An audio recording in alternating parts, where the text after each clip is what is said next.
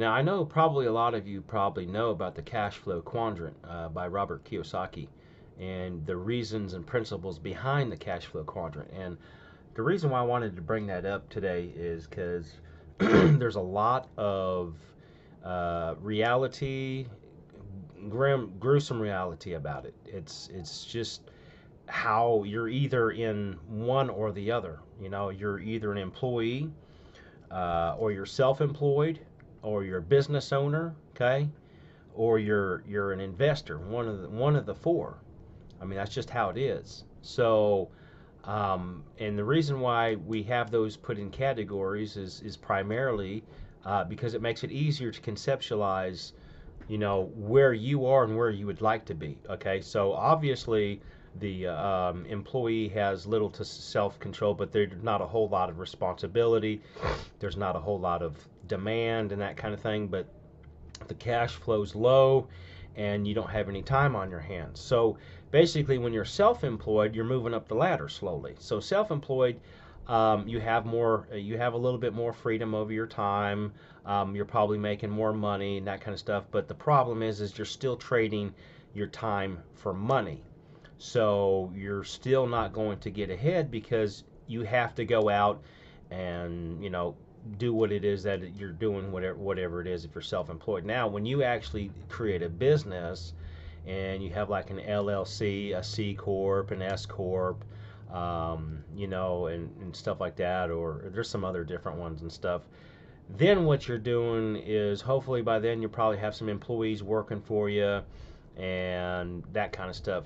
Which I'm not about starting a business, a brick and mortar style business with lots of employees and stuff, because the internet's got so much software. I mean, you got Freelancer, and you've got Upwork, and then you've got what's that? Oh, there's another one out there, Fiverr, right? That you can actually hire people out to do specific tasks for you, and do work for you, so you don't ever have to, have employees, So anyways, back to the cash flow quadrant. So if you do have a business and that kind of thing, that's where you need to be as a business owner, but online, in my perspective, because the as soon as the robots, okay, now I made a video about AI, artificial intelligence and stuff, and how it's going to slowly take over stuff, because companies and corporations down the road are going to, it's inevitable that they will purchase these robots to fully automate all of their processes and eliminate any human being that needs to be involved, because it does a few different things. For one, it eliminates their risk, okay? Two, they don't have to buy insurance, group coverage insurance and stuff like that. They don't have to go into a 401, profit sharing program, or 401, program for retirement and stuff like that.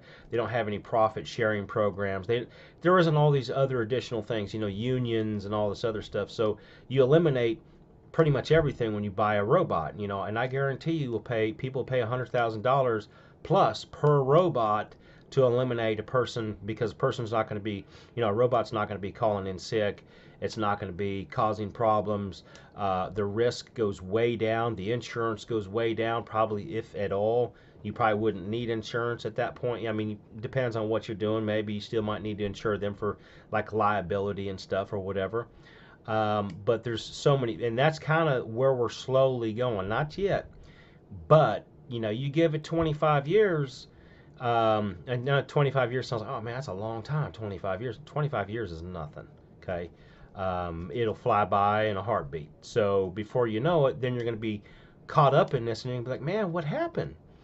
And so you have to set things up where you have, passive cash flow, and you're living below your means, so that way you're not having to overspend, and that's another one of my beliefs, is not overspending either. You want to have more capital than you do bills at all times. You want to have like, a 1090, where 90% is cash flow and 10% is actually expenses, if you can do it like that. And by living below your means, you can do that, and you can do that by using the internet and the tools out there. But back to the cash flow quadrant and stuff. Once you get to the I, right, side of the quadrant, which is the investor side. The investor side obviously would be, for example, someone that's already set up a YouTube channel and they're getting millions of views. Advertisers and sponsors and stuff like that, they want to maybe partner up with those people that are getting those millions of views, because those are potential customers. If you're making video and it gets a million views, and you're making, 4 or 5 videos a month, and they're each one getting a million views a piece, and you're pretty consistent with that, that's a lot of people and stuff.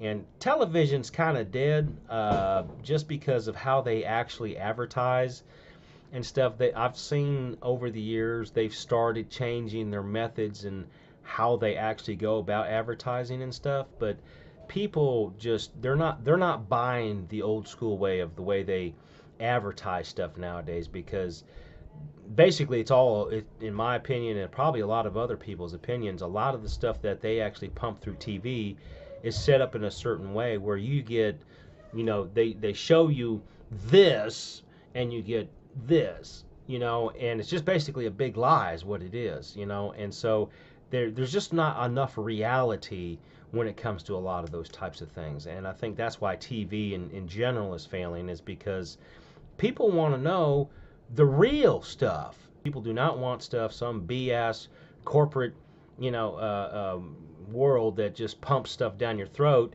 and just feeds you full of, a bunch of stuff. So people want stuff that's real out there, okay? So, anyways, back to the investor side. The investor side, enough cash flow coming in and out to where they can make things happen, okay? So that's kind of what I wanted to tell you about, was the cash flow quadrant is very important to know and understand. And if you guys actually are interested in to reading any of Robert's stuff, it's pretty good reading too as well. I highly recommend it. So anyways, like and subscribe, and we will see you on the next one.